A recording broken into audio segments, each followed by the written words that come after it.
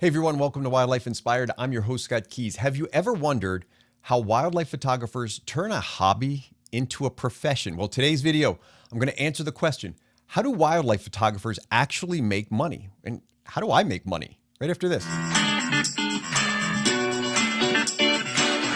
A lot of people have asked me, how can I make money with my wildlife photography? And in this video, I'm going to tell you all of the ways that I actually make money. I'm going to share some of those stats and those numbers with you. And I'm going to let you know that I think this is the way most wildlife photographers earn a living. We're going to go through category by category.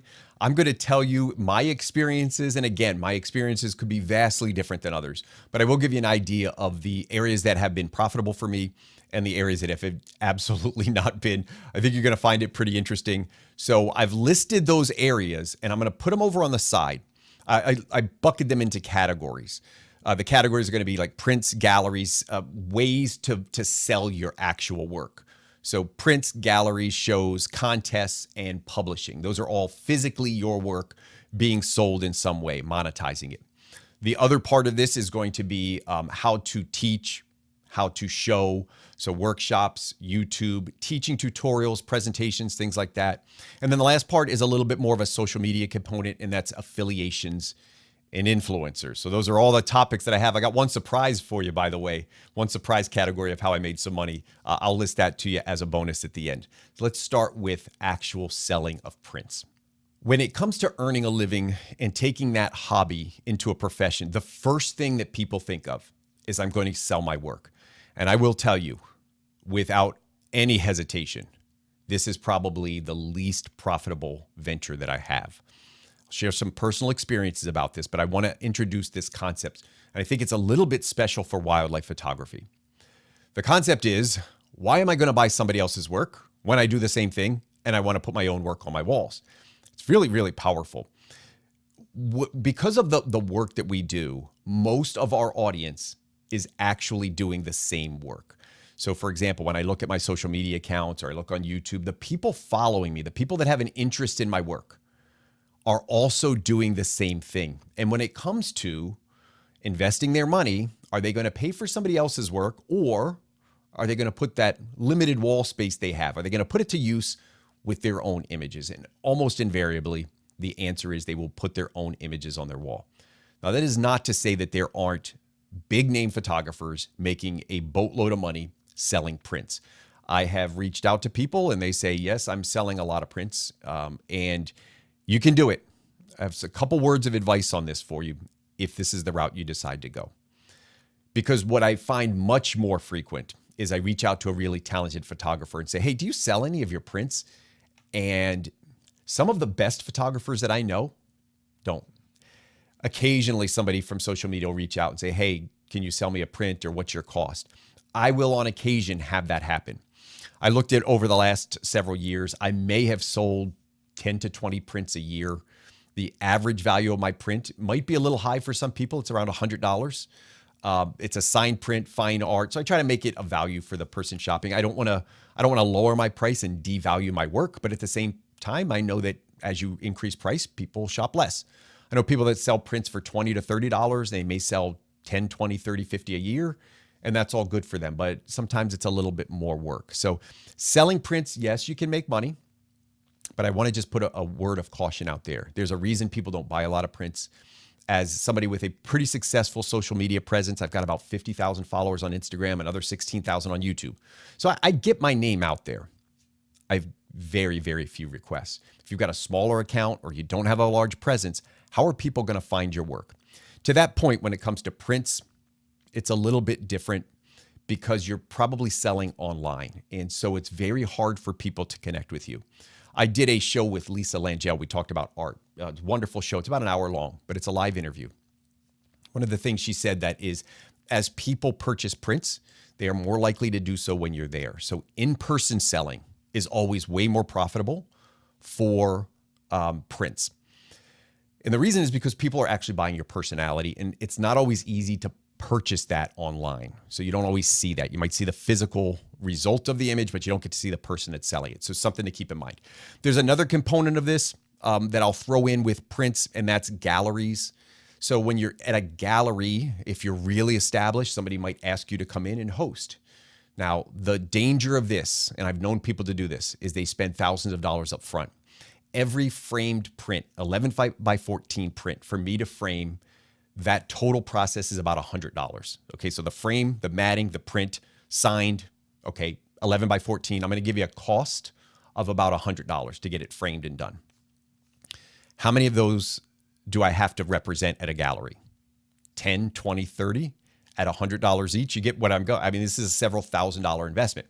You put all these images up, you sell a couple, and you sell them for $150, $200 each. If you want to go up to 500, God bless you. It's going to be really, really challenging to get a return on that investment. Most of the people who do galleries, the first few that they do, they lose money. As you do more and more, you can reuse the product. And so, yeah, you might be able to get a return on investment with remembering that people are probably buying you and that you will have to make yourself accessible to do that. You can go to shows, by the way. So weekend shows, craft fairs, you can sell that way. I know people that have done that and made a little bit of money. Highly, highly variable. And it's all going to, a lot of it is going to depend on you.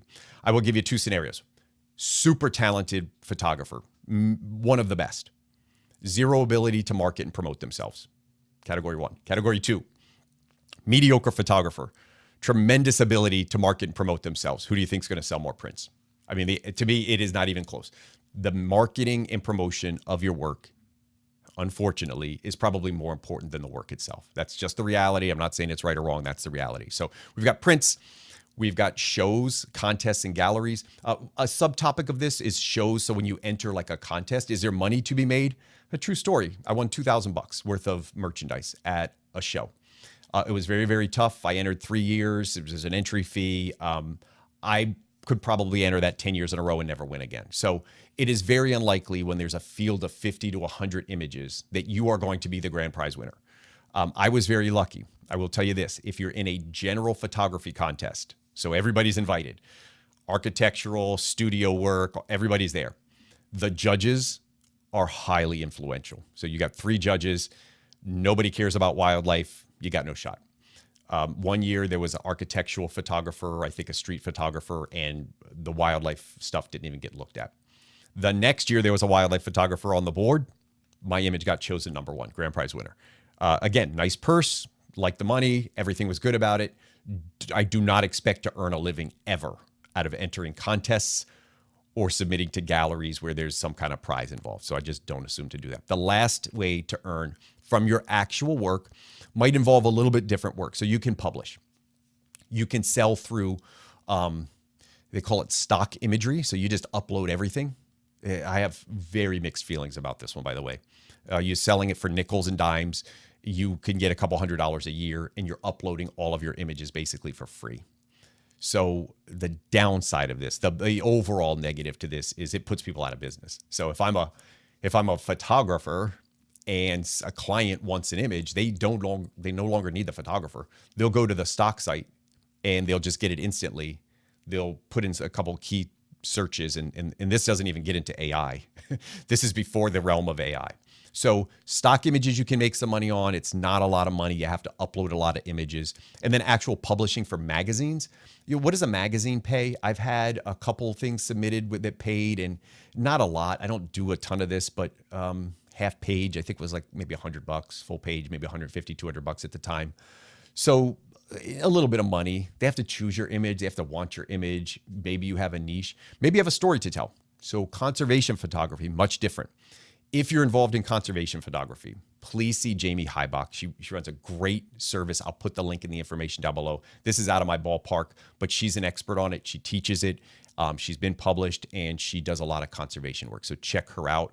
I will tell you, you have to have some sort of skill in this, and you have to really be passionate about it. And again, getting back to selling your work is as much you as it is the work. You've got to be able to put yourself out there for it. Now, this next category is pretty interesting. Of the people I know that make money doing wildlife photography, I'm going to put a percentage out there.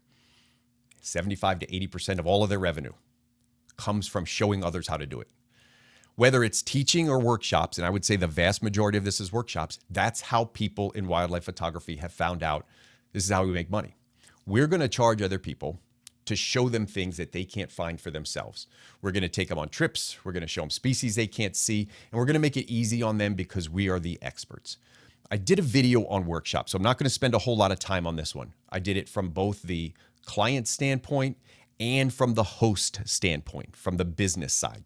So I did these videos. Check those out if you're interested in this topic. There's more in there. In terms of rate and what you can make, these can actually be pretty profitable. If I'm doing an hourly rate for a client, I may charge between $50 and $150 an hour. And if I can book those workshops out, I can make a pretty good living doing it. So it's not going to be 40 hours a week of workshops, but I can do it a significant number a week. I could be in pretty good shape. Now, the problem with workshops is it often involves a lot of travel for the person hosting the workshop. So I may have to go to Alaska, I may have to go to Canada, Utah. I may have to go to these hot spots in order to get business. So there's a lot of expense involved in that. On the other side of it, if I can do groups, I can actually make a lot of money because I can charge each group member a fairly good premium and maximize the result. A lot to talk about with workshops, very hard to do. Couple things. A pet peeve of mine. It took me 7 years before I hosted my first casual workshop.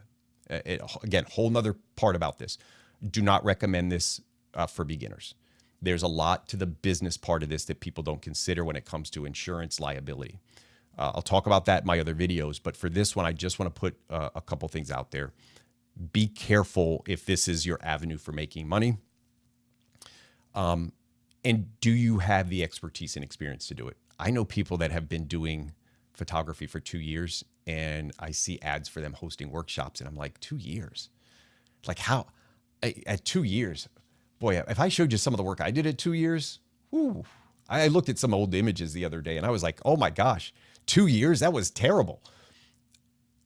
We don't always have realistic expectations of how good we are at the time. I promise you, 2 years in, I thought I was getting pretty good. I probably have a print floating around that I paid for from 2 years into wildlife photography. That print, well, if it's still here, it'll be thrown away. I mean, it's garbage. We don't always have a good understanding of where we are at that time. So a lot of people want to be experts, and really they're not yet. I think dedicated to the craft, dedicated, a lot of time and energy, a lot of studying, a lot of research, a lot of time in the field, 4 years. I'll put a video out there about the timeline of a wildlife photographer.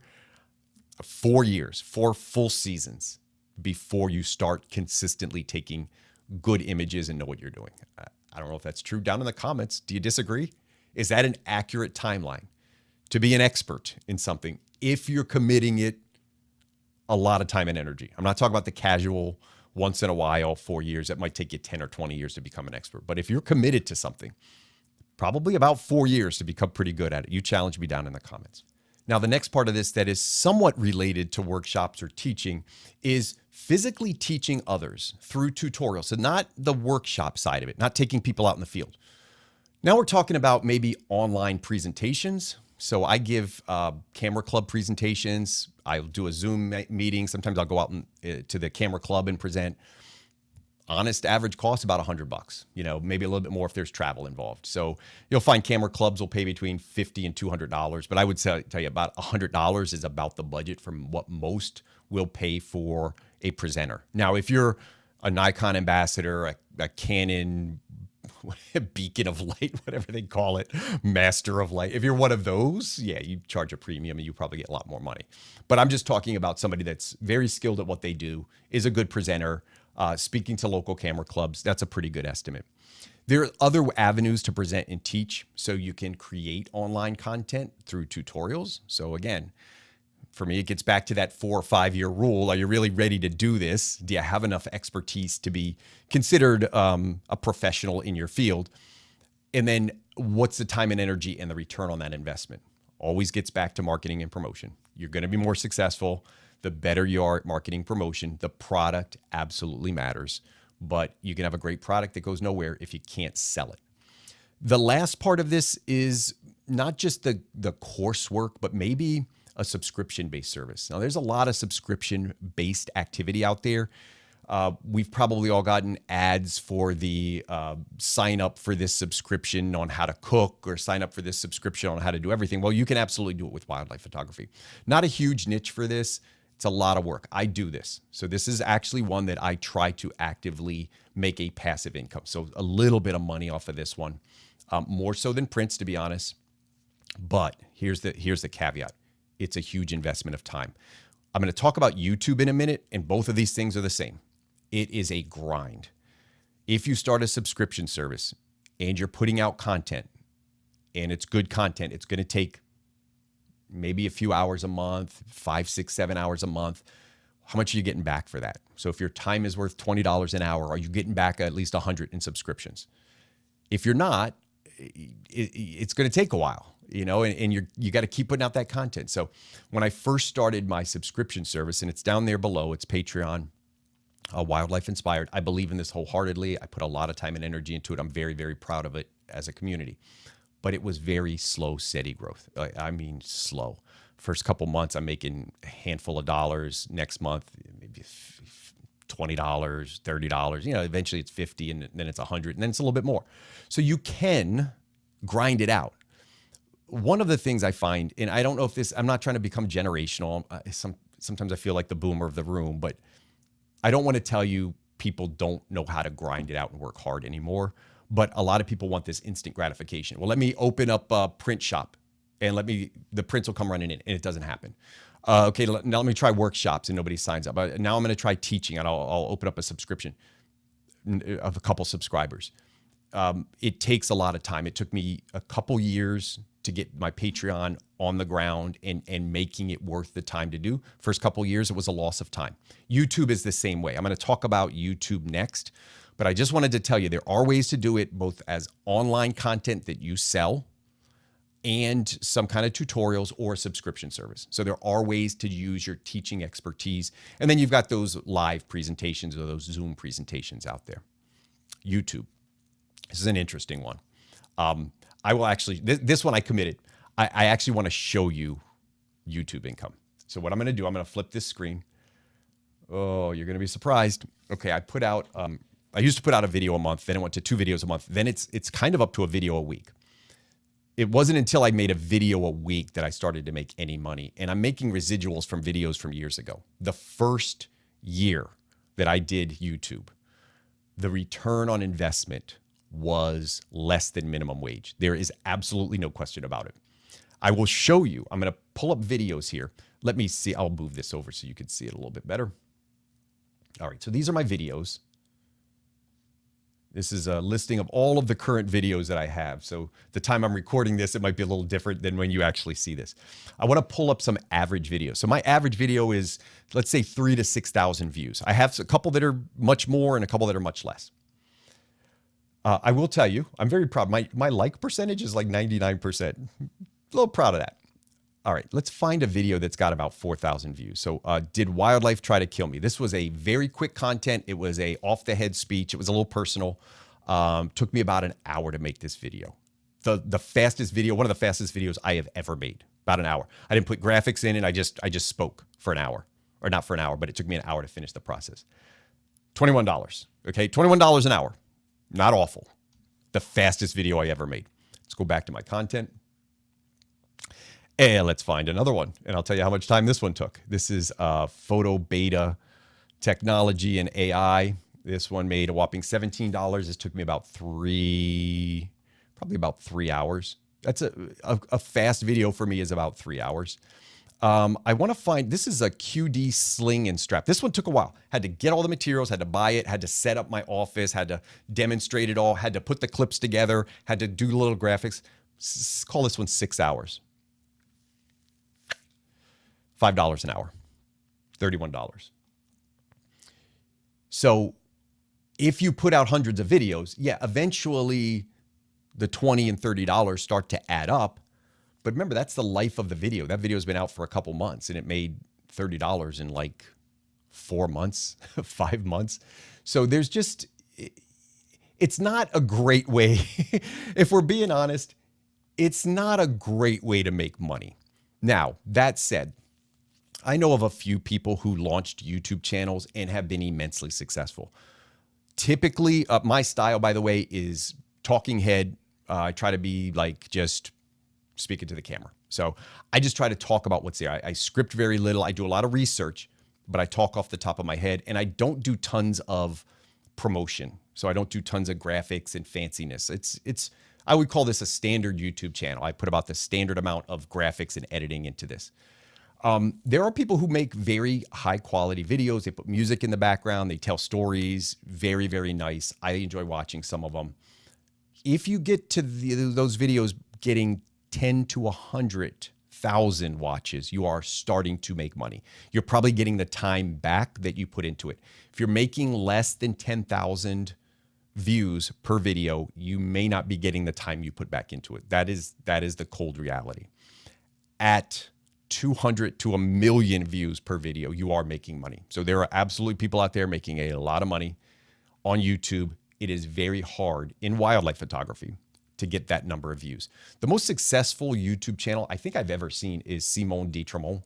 He runs a really impressive channel. It grew very, very quickly. Style's a little different than mine. Ton of respect for him. Had him on the show. Talented photographer, good presenter. His skill set, very, very smart. His skill set is very, very high. It would be unrealistic for most people to think that they could duplicate that success. I've seen tons of other people start YouTube channels, and you're talking 1,000 subscribers, a couple hundred views for the most part. I think my wildlife channel is I think it's good content. I put a lot of time and energy into it, and while I may speak freely, there's a lot of investment here, and I like to consider that I have a lot of time in the field and experiences to share. So my channel, I don't want to call it average because it sounds so bad, but it's okay. Most people I don't think are as successful as my channel. There are some that are way more successful. And if you can achieve that, yes, you can make money. Here's the thing. Be prepared to grind. I told you the first year I lost money on YouTube. The second year, I'm making $3 an hour on YouTube. Maybe I'm making $8, $9, $10 an hour for the time that I put into YouTube now. I don't know. It feels like it. So that's my experience with YouTube. Very, very difficult. You have to be prepared to grind. It's about a video a week. You can do less than that. There are, by the way, some people that put out far fewer videos, very interesting content, and hit high numbers. So Stefano Anaro, I hope I said that right. I'll put it down in the comment.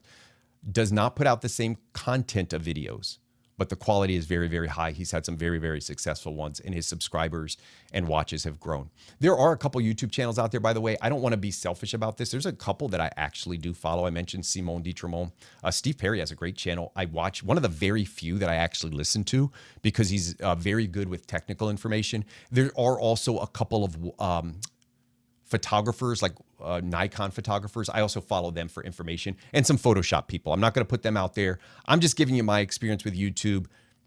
Not the greatest way to make money. Absolutely not the greatest way to make money. I got one more category, and then I'll give you the bonus: affiliations and influencers. Now, this one's a neat one. This is dealing more with social media. So if you've got a social media presence, can you become an affiliate or an influencer? Influencer meaning I'm going to peddle products at a cost. So you send me something, I'll show it on YouTube. You give me some money, I'll show it on YouTube. You give me something, I'll put it on Instagram. So kind of that influencer status. I don't make a lot of money as an influencer per se. Affiliations are different. Affiliations are, think of them as kickbacks. So I'm going to sell this product for you, and you're going to give me a cut of what I sell. Highly variable. I am an influencer, or I have an affiliation rather, with Amazon, B&H, Pro Media Gear. There's probably a couple more out there. I don't want to shortchange anybody. I'll put it down at the bottom. By the way, if you're interested in any of those products, hey, it's part of my job to tell you to go click the affiliate links down below because I get a kickback. Now, what's the kickback? Normal affiliations are between 1%, on the high side, 10%. Topaz Labs, strong affiliate with them. If you're interested in their product, I'll put a link down below. Software companies, higher percent of revenue. Hardware, lower percent. So electronics and cameras, like 1% to 2% sometimes, maybe 3% on a good day. Software products tend to have more margin. Hopefully you know what that means, but it just means the amount between the cost of the product and what it sells for. So in this case, software has a very low margin, so they can afford to put a little bit there. And what people have done is they've taken their marketing budgets and they've put it into people. Hey, Scott, If you sell our product, you're a good spokesperson, we'll give you part of our sales. We won't put as many ads out there, but we'll use you almost like an advertiser. There's some other implications to this. I'm not going to get into that because this really is about how we make the money, but some other implications about integrity when it comes to being an influencer or having affiliations. We'll get to that later. Last thing, the bonus tip, how I made money. I did one experiment for fun. And if you could see the shirt, this is it. I did a merchandise line based off of something that I thought was funny. Every now and then I just do something because it's funny. This was a fun project. I had this logo in mind, and I had this saying that started when I was out shooting ducks and I was completely frustrated. I went on Instagram and I said, okay, I'm going to give you some advice about ducks. Go grab a pen and paper. About 10 people messaged me back and said I actually grabbed a pen and paper and I started to write down when you said ducks are assholes. And I was just really, really frustrated. That saying stuck with me because it can be very frustrating when ducks turn their back to you. They see you're in the cold. In Pennsylvania, it's normally in winter when we photograph ducks. It's really cold. And I thought it was funny. I came up with its logo. My friend gave me a vector file, started a little website. It's called ducksareassholes.com. I actually own the website. If you are ever interested in supporting my channel, there's a couple ways. You could put the little donation. YouTube actually offers a little button that you click and you say, hey, give Scott $5. I will tell you a better way to do it. Go down to the shop below. I'll put a link to the shop, but it's actually part of YouTube. And order a trucker's hat or a shirt or something like that. Order something like that. That's going to give you, it's going to give me the same $5 or $6 and you get a free hat out of it. So take advantage of that. I had a lot of fun with that. How much money did I make? I actually did much better than I thought. I thought I'd make about $100. In profit, I think I made between $750 and $1,000. Not enough to earn a full-time living on, right? But fun. So I thought I would give you that as my bonus source of income. Honestly, that covers, I think, every way I have made $1 in my life. All of my profit is reported on taxes, and there's a whole other side of this business. If you're thinking about making money, please remember, government takes a piece, right? Like government takes a piece. You have to try to turn a profit. You can't use business as a way just to expense things that you purchase. If you turn a profit, there are some advantages in that you can expense, or in 3 years, I think, I'm not an IRS agent, but I think you have 3 years to turn a profit. But you can expense the costs of your business. So if you are making money, legitimate money, you can write off some of those costs. So there are some side perks to this as well. And of course, one of the other great benefits is that if you can do it, remember, it takes a lot of work, a lot of time, a lot of grinding, but if you can do it, you may be doing something that you love. I will tell you as a final thought here, I am very careful about this exploration into full-time wildlife photography. I love what I do, and I love the flexibility that I have to continue to enjoy it in a solo venture. I have a full-time job that gives me benefits. We haven't even talked about benefits. Full-time job with benefits. I can do this part-time, and it really creates an ideal situation for me. So I can earn some money in the things that are profitable and things that I like to do. And anytime I don't want to do it, I can take a step back, and I don't feel obligated to rely on that as a means of income. So, something to think about. There's a lot of ways to make money out there. Hopefully this helps you if you're thinking about it. I'm not trying to discourage people, but it is not an easy venture, especially for that first couple years, no matter what you try to do. Remember also that it's not about the quality of your work as much as it is about who you are as a person and some of the skills you have, not through the camera and the lens, but how well can you market? How well can you build out a website? How well can you sell your product? That really, really makes a big difference in terms of people's success or failure. So those are some of the ways you can make money in wildlife photography. It is actually a list of every way that I've ever made $1 in wildlife photography. I hope you appreciated that. Make sure you hit the subscribe button down below. There's a little bell for notifications. Hit that. It'll let you know when I have a new video out. Thank you for your support on the channel. And as always, I hope we can continue to find inspiration in wildlife together.